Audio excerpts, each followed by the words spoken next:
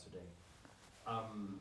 My first question is, where are the blessings and where are the risks of having so much footage of Tammy Faye available? Um, Mostly it's blessings. I think for me it's there to have all that to look at and to be able to reference it and to get inspiration from it, both for me, for how we want to make the show, for how I want it to look, but also for the production designer to have that research, for the costume designers, for all of us to have the ability to really get to see what they wore and what they looked like and everything. For Jessica, I'm sure the same thing, that it was amazing to have all that, and Andrew to have all of that footage to look at.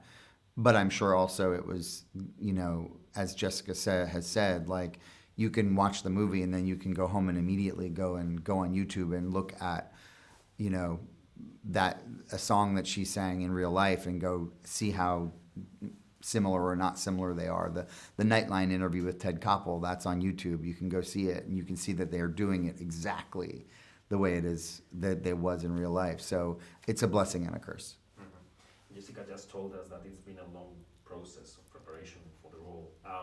Why was that? Was it that because you wanted to get it right, or because the movie it was difficult to get it made? She'd know the answer to that. I came on the movie right towards the end. So the movie was, made the movie in the fall of 2019, and I came on in the spring of 2019. So, and I believe that the movie had existed for years before. I think that there may have been at various different times other possible directors that they were going to work with. And for whatever reason, at the time that I came to see the script, they were looking for a director. And so I came on only at the very end. So I don't know what it is about, what it was that, why the process took as long as it did. I mean, I find movies often do take a long time. It's rare that they happen quickly, but I've heard Jessica say that, she knew eventually this would happen, she just didn't know when. It's usually just things sort of all need to come together. Everyone needs schedules, need to all match up, and then all of a sudden you're there and you're ready to go. And when you got on board, how was your process with Jessica? I mean, did you want to because there's this risk of doing an imitation and not an interpretation of the character. How was the process of building up the character? I was excited to see, as I'm a fan of Jessica's work, and I was excited to see her do this role because it's so different, I think, than what I'm used to seeing her do. And so I was excited to see how that would look, and so I wanted to encourage her to be free and to feel safe to experiment with, singing and being emotional and funny and all those different things. I think the character that I saw was an evolutionary process, starting with we recorded the songs in June, but then starting in early fall, started experimenting with the prosthetics to get that right, and then bringing in the wardrobe and the makeup and sort of slowly building the character visually. And I'm sure Jessica herself would sort of try a few lines out loud, say a few lines out loud. She was working with a dialect coach. And then when we all assembled in North Carolina and we actually started rehearsing a little bit and reading the script out loud is when we started, she would bring in more and more pieces. And even as we were shooting, little things would come up, little gestures that she would say, I was watching some archival stuff last night. I noticed she does this. I noticed she does that, and she would incorporate that into the performance. Mm-hmm. I'm always curious about the relationship between directors and actors on the set.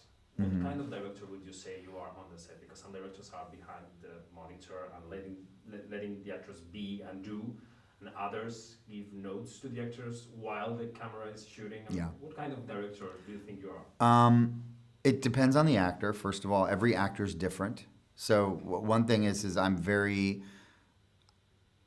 I used to be an actor. I wasn't a very good one, but I used to be an actor. And so I feel like I know a little bit about what it's like to be an actor, being directed.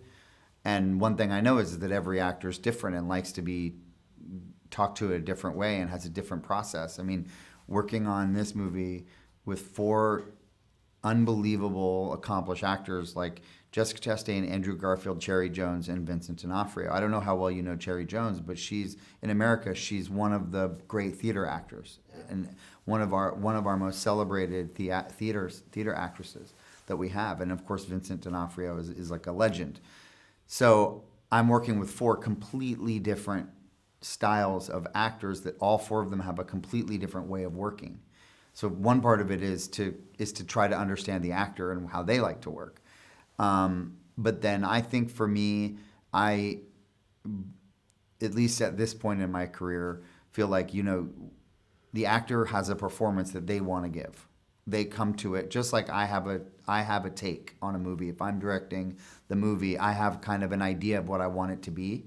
And I think most actors, when they take on a part, they have kind of an idea of what they want it to be. And I want to lean into that. I'm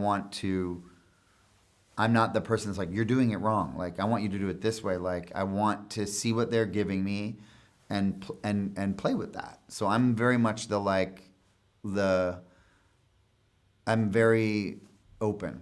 I'm very much wanting the actor. I want to lean into what the actor's doing and maybe move it around a little bit, but I'm never going, oh no, they're doing it wrong. They're doing it wrong.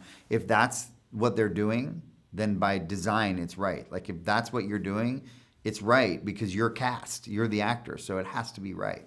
So If that makes any sense. As you describe it, is being an actor's director is like being a psychologist or maybe a therapist.